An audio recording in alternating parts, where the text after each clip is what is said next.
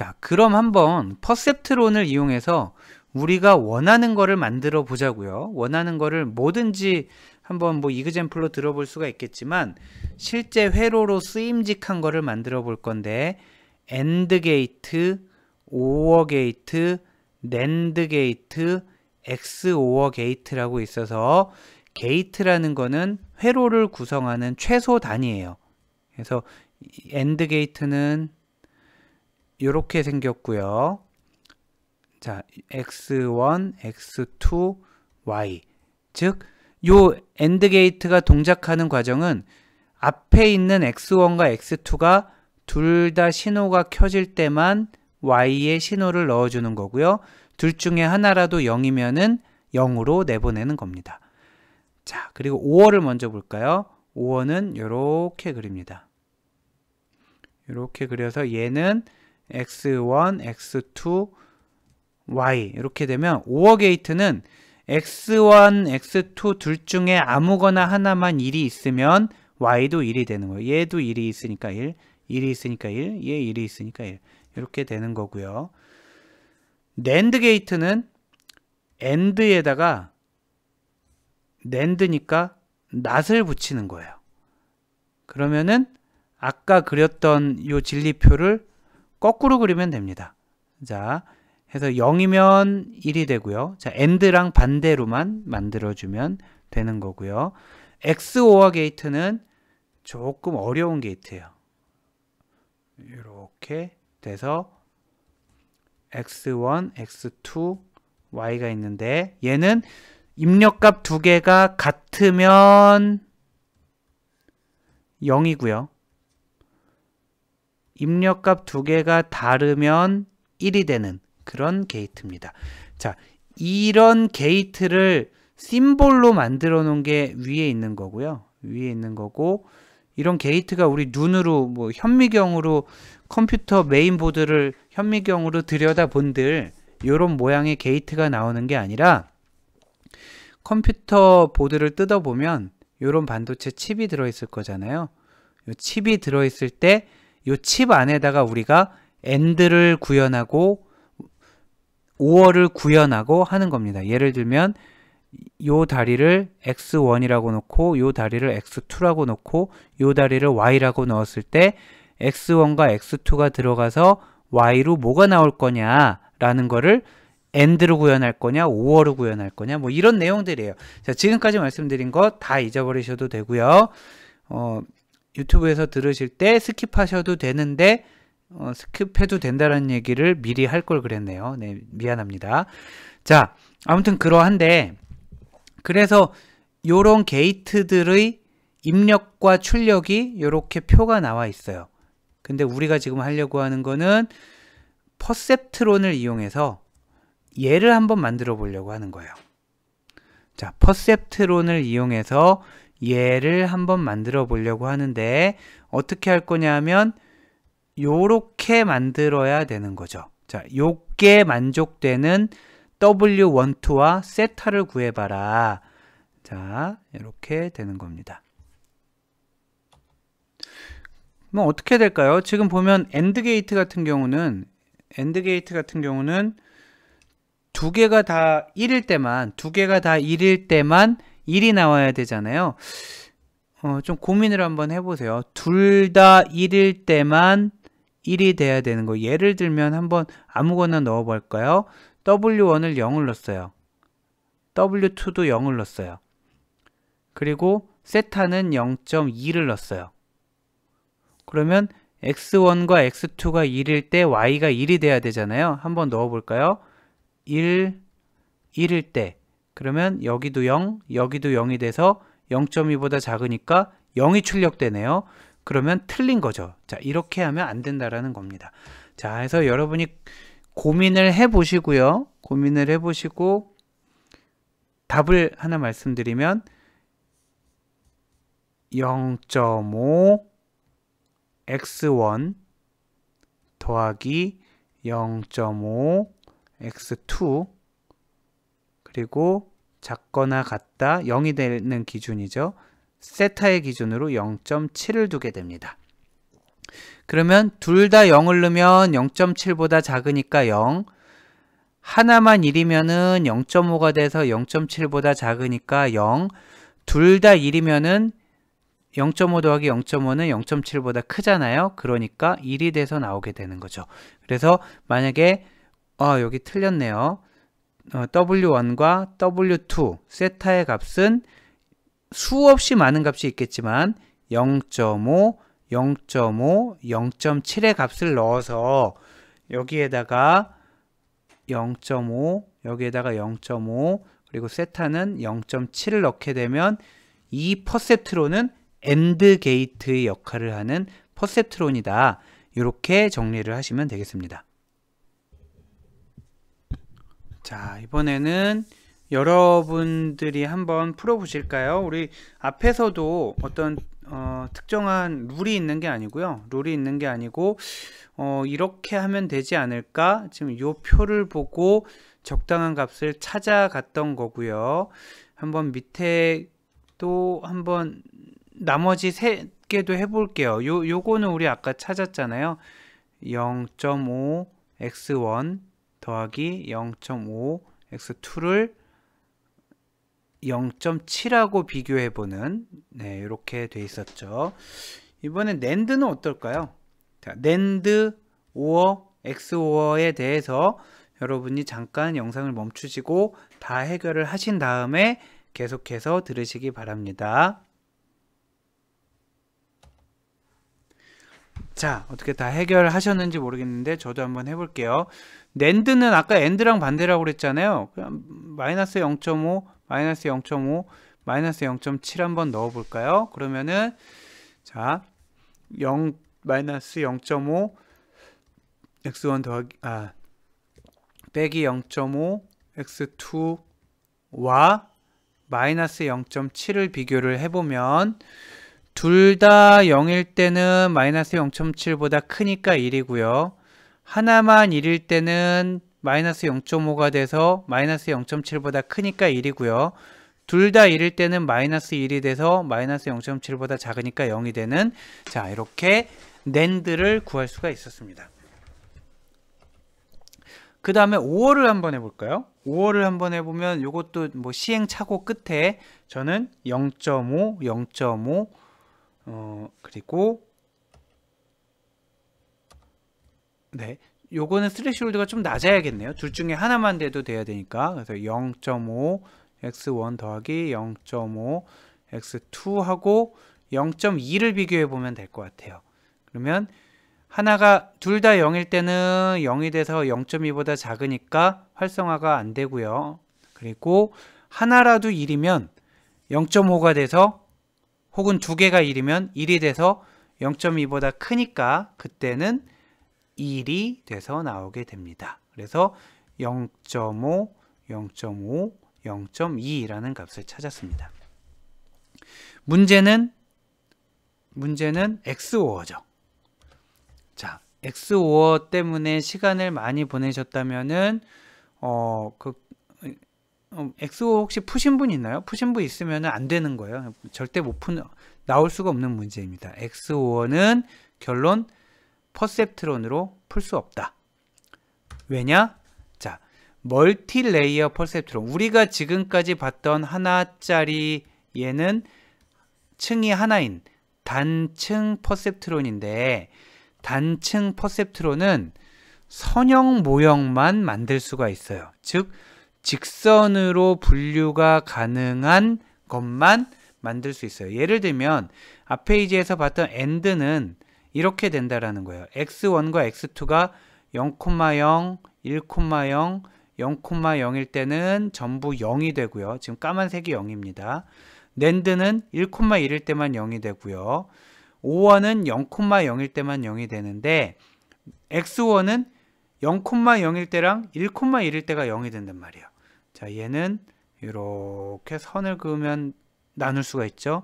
얘도 이렇게 선을 그으면 나눌 수가 있고, 얘도 이렇게 선을 그으면 나눌 수가 있어요. 우리가 앞 페이지에서 촉으로 W1과 세타를 구했잖아요. 그게 지금 이런 식을 구하는 과정이었어요. 자, 얘는 직선으로 분류가 가능하기 때문에 이 직선을 찾기 위한 모형, 즉 선형 모형을 우리가 찾아갔던 거고요. 그 선형 모형은 싱글 레이어 퍼셉트론으로 구현이 됩니다. 그런데 얘는 선 하나로 절대, 직선 하나로 절대 나눌 수가 없잖아요. X1은. 그래서 얘는 비선형 모형을 그려야 되는데 직선으로 분류 불가하기 때문에 이렇게 해야 되잖아요. 자, 이렇게 해야 되는데 곡선으로 분류가 가능한데 비선형 모형은 비선형 모형을 만들기 위해서는 단층은 안 되고 다층 퍼셉트론이 필요하다라는 거예요. 즉 이렇게 이런 식으로 여기 1층, 2층 이런 식으로 다층 퍼셉트론을 구현해야 되는데 이러한 비선형 모형으로 만들어야 되는 게 XOR 게이트가 대표적이다라는 거죠. 자, 다시 회로 얘기로 돌아가면 이렇게 된다라는 거예요. 자, 보면 실제로 XOR 게이트를 만들 때 이렇게 됩니다. 여러분은 이번엔 미리 말씀드릴게요. 이 게이트에 대한 부분은 저는 재미있어서 설명을 드리는데 저는 제가 학부 때 처음으로 A프를 받은 과목이 논리회로였어요. 그래서 논리회로를 굉장히 좋아하고 나중에 제가 박사과정 할 때도 외부에 강의를 나갈 때 논리회로 강의가 있으면 손 들고 나가고 이랬었던 기억이 납니다. 아무튼 저는 좋아서 할 텐데 여기는 좀 스킵을 해도 되겠고요. 자, 여러분들은 스킵을 해도 되겠는데 이 표는 여러분들이 나중에 보셔야 되고요. 자, 보면은 이렇습니다. XOR 게이트를 구현할 때 실제 논리회로에서는 AND와 NAND와 OR을 가지고 합니다. 이렇게 해요. 자, 여기에 NAND 하나를 넣고요. 여기에 OR을 넣고요. 여기에 AND를 넣게 되는 겁니다. 근데 지금 보면 입력에서 선이 두 군데로 나가고 있고 이렇게 두 군데로 나가고 있잖아요. 그게 이 그림인 거죠. 둘. 그러면 S1에 해당되는 게 NAND고요. S2에 해당되는 게 OR잖아요. 그리고 걔네 두 개를 합친 게 AND가 되는 겁니다. 그러면 여기다 써보면 S1은 NAND,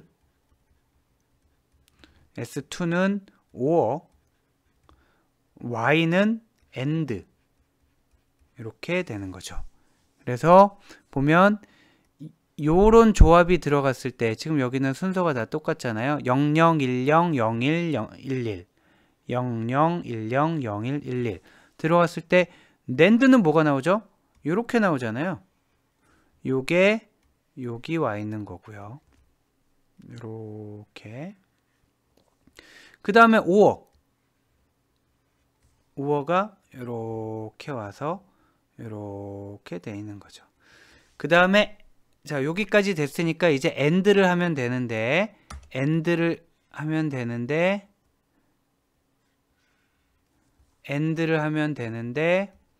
여기는 좀 순서가 바뀌어 있잖아요. 얘랑. 그래서 1, 0일 때는 뭐였나요? 0이네요. 맞고요. 그리고 1, 1일 때는 1이고요. 여기 맞죠? 또 1, 1일 때는 1이고요. 0, 1일 때는 0이죠. 그래서 맨 마지막은 AND로 구현을 했습니다.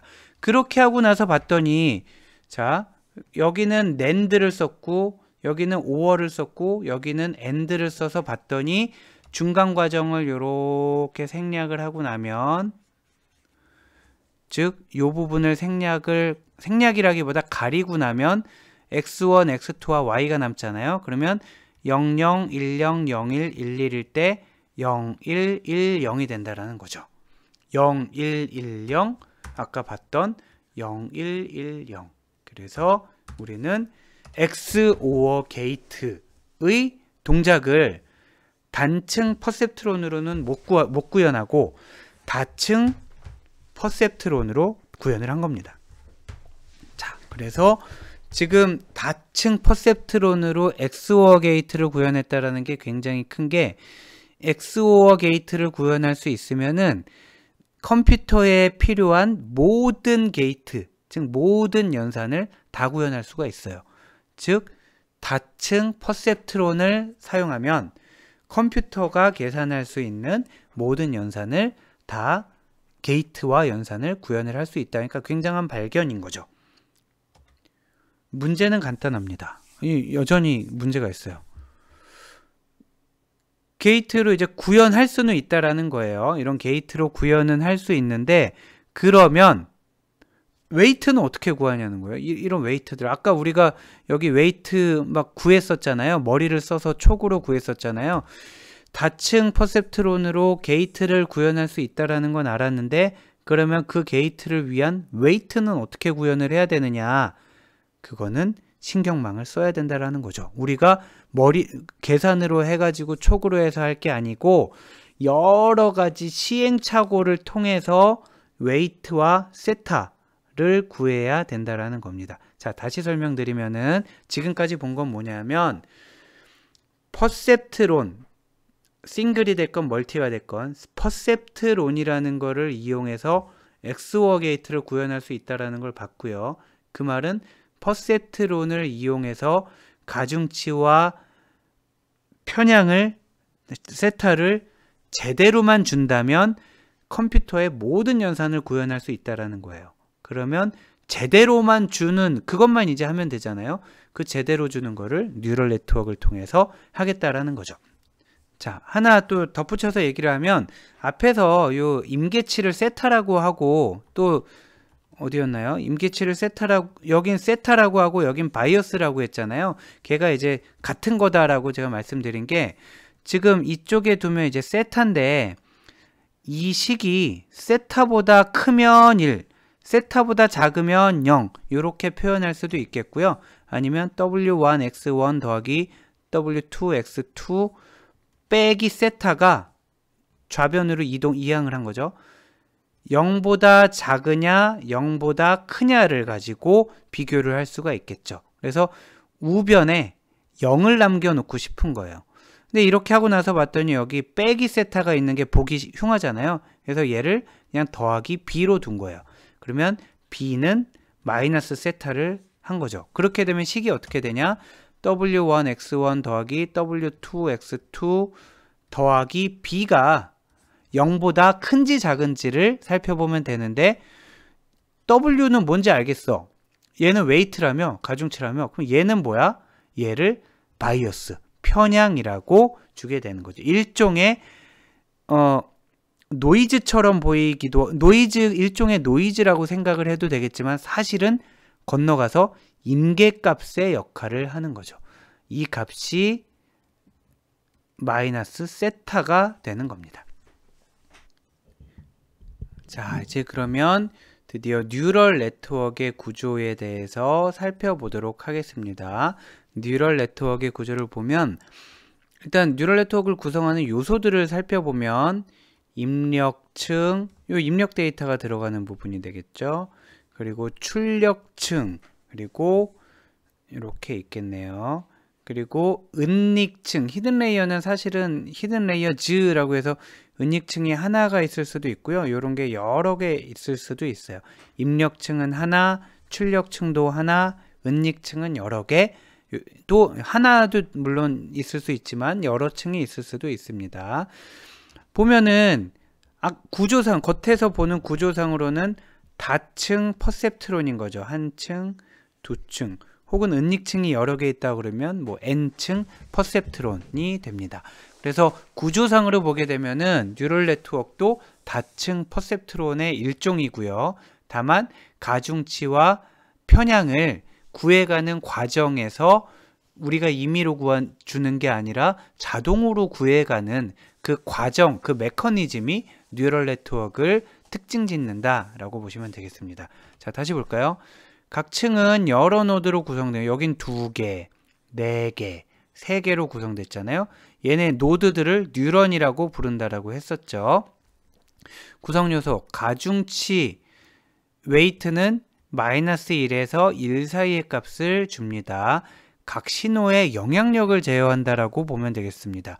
우리가 아까 본 거랑 똑같은 거네. 조금 더 설명을 하면 여기에서 x1 값이 중요하다면 나가는 가중치 값이, 자, 한번 그 개념적으로 설명을 해볼까요? 아까 좀 더 간단한 그림으로 해볼까요?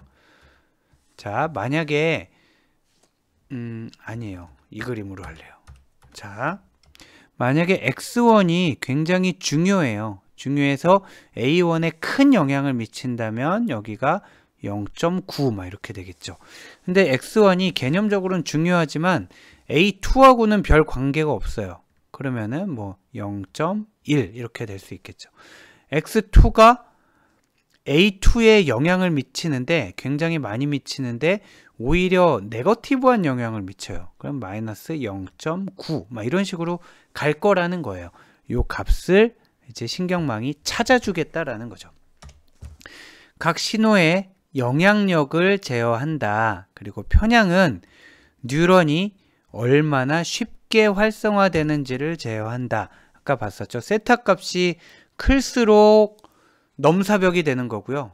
웬만해서는 1을 안 뱉어내는, 세타 값이 작을수록 툭 하면 넘어가는 그런 애가 되겠죠. 그래서 이 뉴런이 얼마나 쉽게 활성화되는지를 제어하는 바이어스, 자, 바이어스가 편향이 되는 겁니다.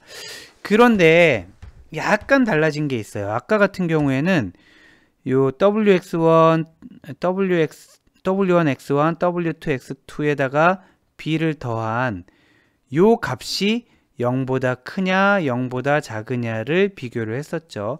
자, 다시 기억을 되살려 볼까요?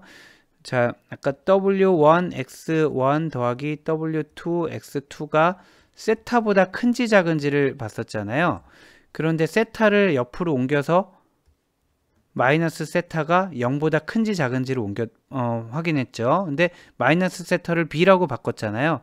그래서 B 더하기 W1X1 더하기 W2X2가 0보다 큰지 작은지를 살펴봤던 게 아까의 구조인데, 이번에는 그 값을 그대로 넣지 않고요. 그대로 넣지 않고 이 값을 다시 h라는 함수에 씌웠어요. 그 값을, 자, 요 a라는 값이 0보다 큰지 작은지를 보지 않고 얘를 다시 함수 안에 집어넣어서 그 값을 출력으로 삼았다라는 거죠. 그런데 요 함수는 뭐 하는 함수냐 하면, 자, hx는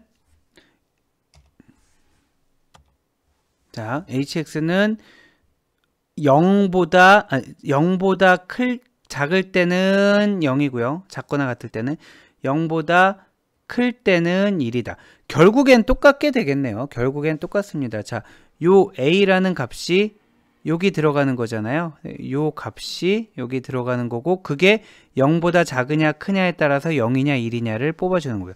결국 똑같은 얘기인데 왜 굳이 이렇게 함수를 써서 했을까요? 그냥 여기에서 0, 여기에서 0 이렇게 하면 되는데 왜 함수를 썼냐 하면, 여기에 사용된 요 함수가 얘가 이제 계단 함수라고 하는 거예요. 스텝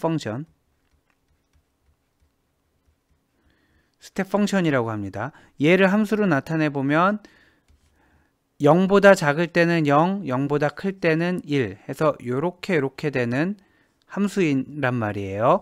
그런데 이 함수 말고 다른 함수도 쓸 수 있어요. 활성화 함수로. 자, 지금 가장 기본적인 그림 퍼셉트론의 경우에는 활성화 함수로 계단 함수를 사용한 것이지만, 뒤에서 보면 알겠지만 계단 함수 말고 다른 여러 가지 함수들을 사용할 수가 있기 때문에 뒤에서 설명하기 편하게 하기 위해서 이렇게 함수를 뜯어낸 겁니다. 자, 그림을 다시 보면 이런 상황입니다. x1, x2, w1, w2 얘네 곱하고 더하고 요거죠. 거기에다 b도 더해야 되잖아요. b도 더해야 되는데 요걸 더하는 걸 표현할 방법이 없어서 여기 항상 1이 들어온다고 가정하고 여기 b를 줬어요. 그러면 얘네 두 개 곱하면 b가 되겠죠. 그러면 결국 여기까지 모이는 식은 얘네를 합친 게 될 거고요. 그렇게 해서 나온 결과가 a가 되겠고요. 그러면 뭐 여기 값이 얼마가 나오겠죠. 그러면 그 값이 0보다 크냐 작냐를 판단하면 되는데 그 부분을 이렇게 함수로 표현한 겁니다. h라는 함수 안에 집어넣어서 걔가 0보다 작으면 y도 0, 0보다 크면 y는 1. 자, 요 부분이 조금 달라졌다라고 보면 되겠습니다.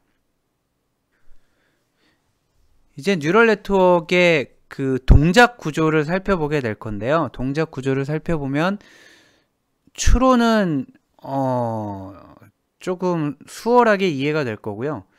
학습, 이걸 추론이랑 학습으로 이렇게 딱 구분하는 것도 사실은 약간 좀 논란의 여지가 있습니다. 그러니까 이거를 더 정확하게는 추론을 통해서 순전파를 하고요. 자, 여기 인풋 레이어부터 아웃풋 레이어까지 추론을 통해서 순전파, 순전파는 이제 올바른 방향으로 간다라는 거잖아요.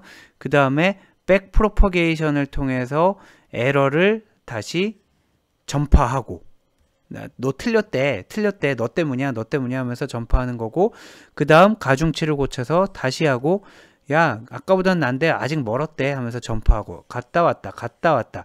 이 전체 과정을 학습이라고 얘기하는 게 맞을 것 같아요. 이 전체 과정을 학습이라고 얘기하는 게 맞고, 글쎄요, 이렇게 추론, 학습 이렇게들 많이 얘기를 하기는 하지만 개념적으로는 추론과 오차 역전파를 통해서 학습을 한다라고 보는 게 더 적합하지 않을까 싶습니다. 아무튼 자, 추론은 포워드, 순방향으로 인덕션, 추론을 수행하는 거고요. 앞에서 했던 요거를 하는 거예요. 앞에서 했던 요 계산 과정.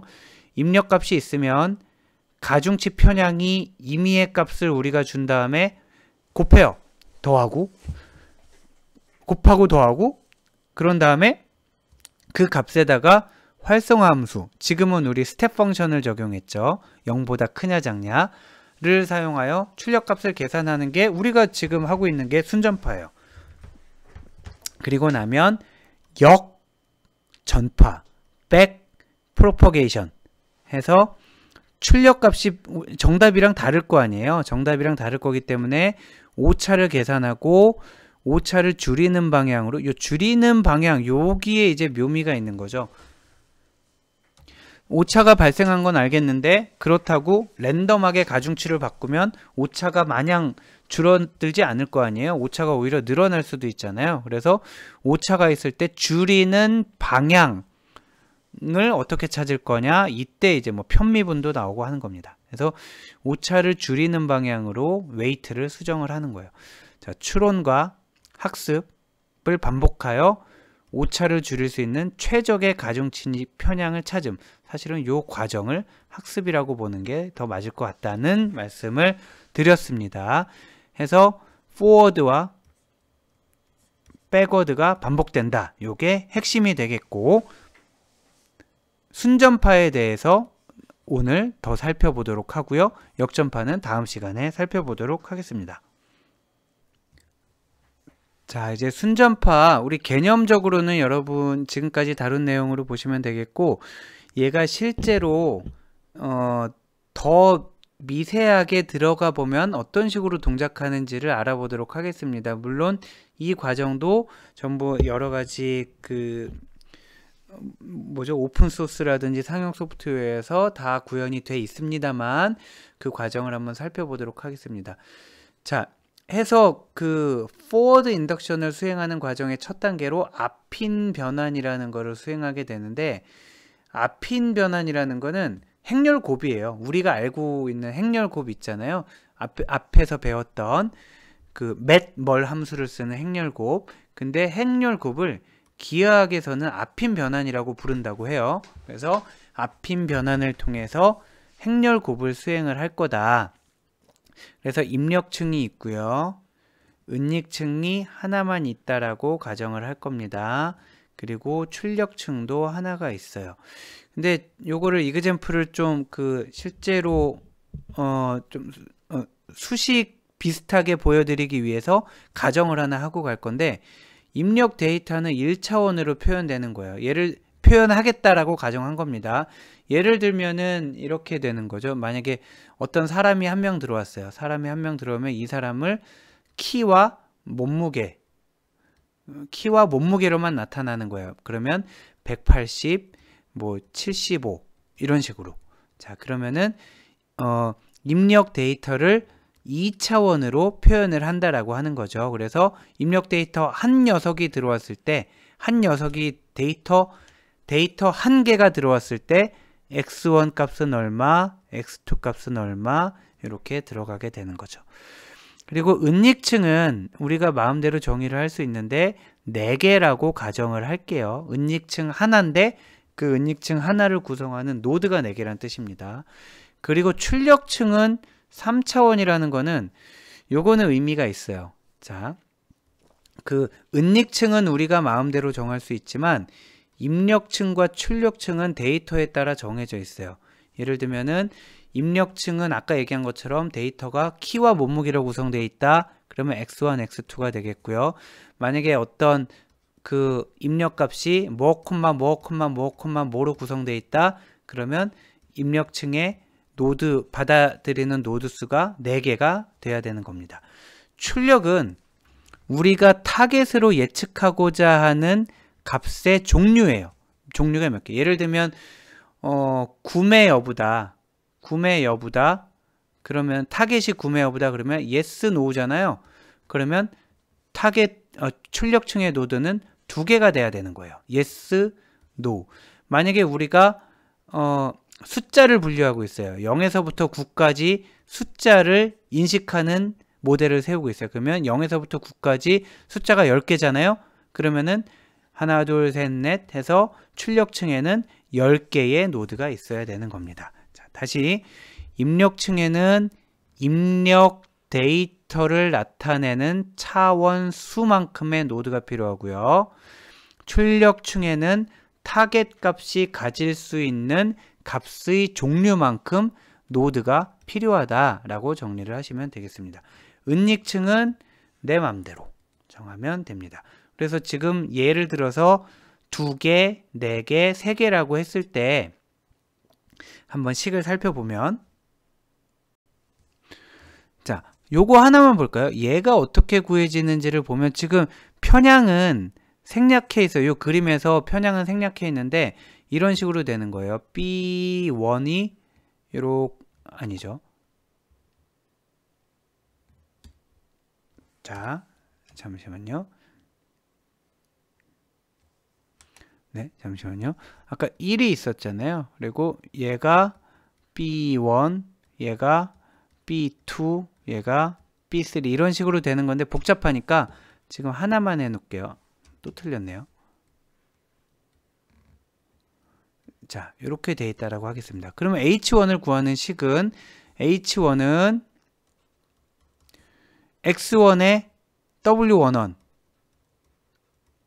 더하기 요거인데 지금 써있지는 않지만 X2에 W21 즉 X2에서 시작해서 H1으로 가는 거니까 W21이 되겠죠. 해서 W21 그리고 더하기 B1 이라고 쓰고 나서 보니 여기 있네요. 그럼 두 번째 걸 해볼까요? H2는 X1에 W1에서 2로 가는 거 더하기 X2에 W2에서 2로 가는 거 더하기 B2 이렇게 된다라는 거죠. 이런 식으로 H1, H2, H3, H4 이렇게 구할 수가 있겠고요. 3도 마찬가지예요. 3가 되면 얘는 3, 얘도 3, 얘도 3 이렇게 바뀌면 되는데 그거를 H1, 2, 3, 4 4개 다 쓰기가 힘드니까 이렇게 나타낸 거예요. 즉 아까는 H1, 2, 3, 4가 있었는데 1, 2, 3, 4를 하나의 벡터로 나타낸 거예요. 즉 여기 있는 진한 H는 H1, 2, 3, 4를 나타내고요. 스몰 x는 x1과 x2를 나타내고요. 그리고 weight는 여기 지금 숫자 4개만 써 있지만 사실 안 써 있는 애도 있잖아요. 여기 안 써 있잖아요. 그것까지 해서 8개 2 곱하기 4 행렬을 나타내고 B는 B1, B2, B3, B4 해서 이렇게 나타낸 겁니다. 즉 하나하나 구한 건 요런데 이런 거 4개를 묶은 게 벡터 표현이고요. 얘의 내부를 들여다보면 이렇게 된다라는 거예요. 그러면 얘가 계산이 맞는지 안 맞는지는 일단 형상을 통해서 보면 알 수 있다라는 거예요. 자, 오른쪽 그림을 보면 X축은 1 곱하기 2 행렬이고요. 자, 1 곱하기 2 행렬이고요. 자, 여기를 보면서 같이 해야 돼요. 여기를 먼저 볼까요? 자, X는 이렇게 돼 있고요. W는 이렇게 돼 있고요. B는 이렇게 돼 있는 상태입니다. 자, 그러면 얘는 1 곱하기 2 행렬이잖아요. 그리고 얘는 2 곱하기 4 행렬이잖아요. 그러면 아까 행렬 구분할 때 얘와 얘를 맞춰야 된다고 그랬죠. 그리고 남는 거는 얘와 얘라고 그랬죠. 즉 1 곱하기 2 곱하기 4를 했더니 1 곱하기 4가 남은 거예요. 그러면은 요 단계를 계산을 하고 나면 이렇게 나올 테니까 얘와 얘의 덧셈도 그냥 구할 수가 있게 되겠죠. 이거는 지금 데이터 1개가 들어왔을 때 얘기고요. 데이터가 만약에 n개가 들어왔다라고 가정을 해봐요. 데이터가 n개가 들어왔다라고 가정을 하면 아까는 1개일 때는 x1, x2라고 썼잖아요. 이번엔 n개가 들어올 걸 준비해서 x11, x12, x21, x22 쭉쭉쭉 xn1, xn2가 될 거 아니에요. 그러니까 n개 곱하기 2개. 그래서 n 곱하기 2가 되겠죠.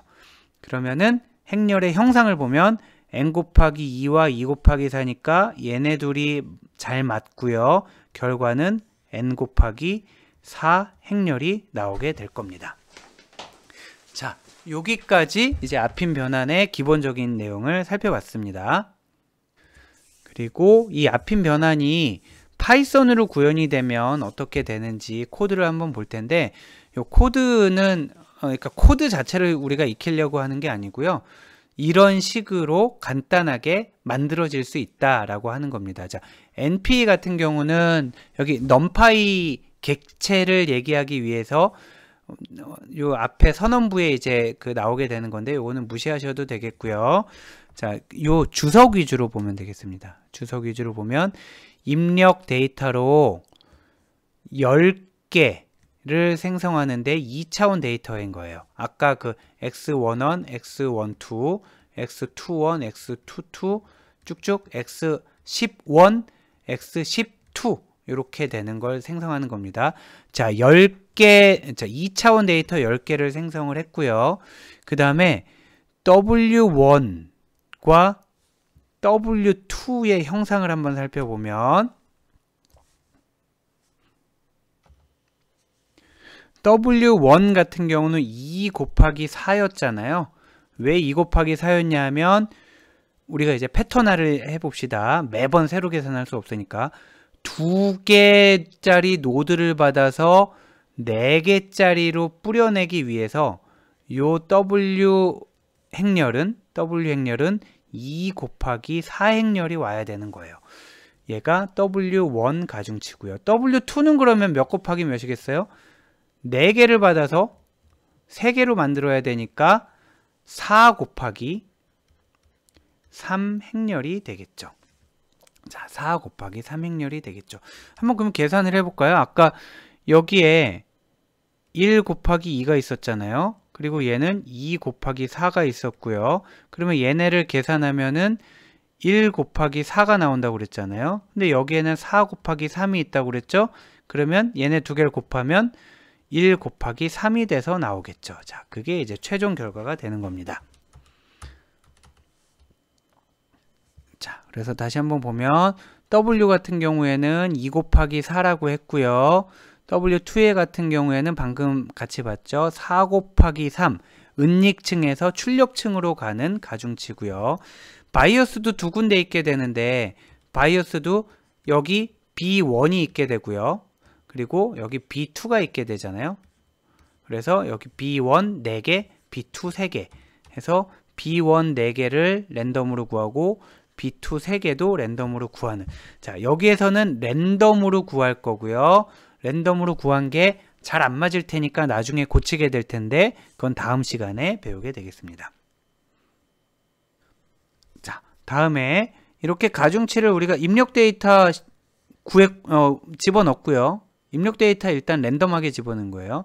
그리고 가중치와 바이어스도 랜덤하게 정했어요. 그런 다음에 맷 뭐를 해야 되는 거죠. 맷 뭐를 왜 하냐 하면 지금 이 부분 하려고 그러는 거예요. 입력과 가중치의 곱을 구해서 편향을 더하는 건데 여기가 입력과 가중치의 행렬 곱을 하는 부분이고요. 그런 다음에 편향을 더할 겁니다. 그런데 여기서 왜 이게 브로드캐스트가 왜 사용됐는지를 한번 같이 보면은 이런 상황입니다. 자, 지금 얘 같은 경우는 데이터가 1개가 들어왔잖아요. 1개가 들어왔기 때문에 1 곱하기 2랑 2 곱하기 4를 곱해서 1 곱하기 4가 됐어요. 요 결과가 1 곱하기 4가 됐어요. 그러면 얘와 얘는 서로 더하기가 딱 좋은 상황이라서 그냥 더하면 되는 겁니다. 근데 만약에 입력 데이터가 n개라고 해봐요. 입력 데이터가 n개면 우리 아까 봤지만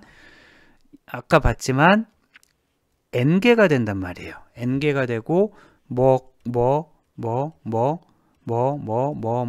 쭉쭉쭉쭉 이렇게 돼서 들어오는 게 얘가 지금 h가 된다라는 겁니다. 자, 얘가 n 곱하기 4가 돼서 나오는데 얘와 얘를 더해야 되는 거란 말이에요. 그러면 우리 아까 봤죠? 4개짜리가 우리가 지금 데이터가 10개면은 얘가 10이 되고 여기가 4가 된단 말이에요. 거기에다가 가중치 행벡터잖아요. 자, 그러면은 지금 가로로는 같은데 세로로 확장을 하고 싶은 거죠.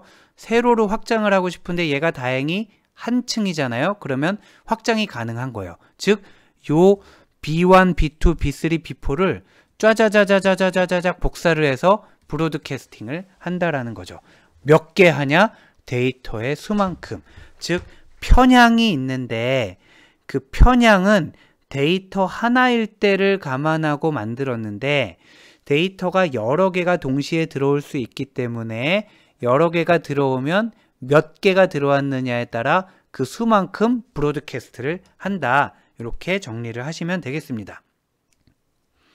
그럼 결과를 살펴보면 x와 w1을 곱해서 10 곱하기 4의 행렬이 나왔을 거고요. 얘는 원래는 1 곱하기 4였는데 브로드캐스트에서 10 곱하기 4로 만들었잖아요. 그래서 10 곱하기 4 행렬 더하기 10 곱하기 4 행렬에서 요 h는 10 곱하기 4의 행렬이 나오게 될 겁니다.